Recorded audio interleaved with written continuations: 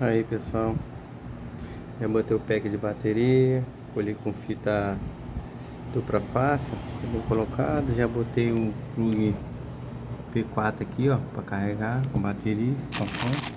A fonte, pessoal, tem que ser dessa aqui, ó, 12,6 volts, não pode ser de 12 volts, tem que ser 2,6 volts, 1 ampere, 500 ampere, mais de 1 ampere não pode, tem que ser no máximo 1 ampere, entendeu? Já instalei aqui a bateria com 6.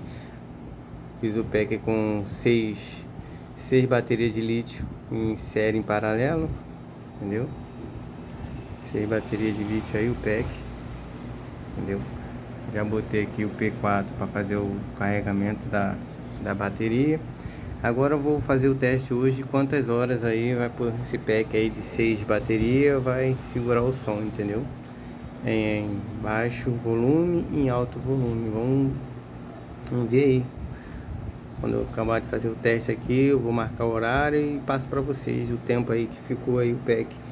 Pessoal, tem fio pra cacete, que são várias instalações aqui, pessoal. LED, fita da plaquinha, ó. Essa aqui são as plaquinhas, entendeu?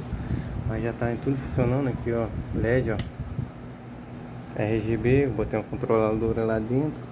Não dá pra ver aqui, tá escuro, mas tem uma controladora lá dentro, que você pode botar só uma cor só ou deixar trocando aí de cores, entendeu, pessoal?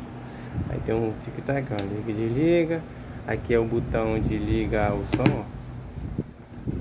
Liguei o som, ó, tá vendo aí, pessoal? O som está ligado, sem energia, tá? Tá na bateria agora.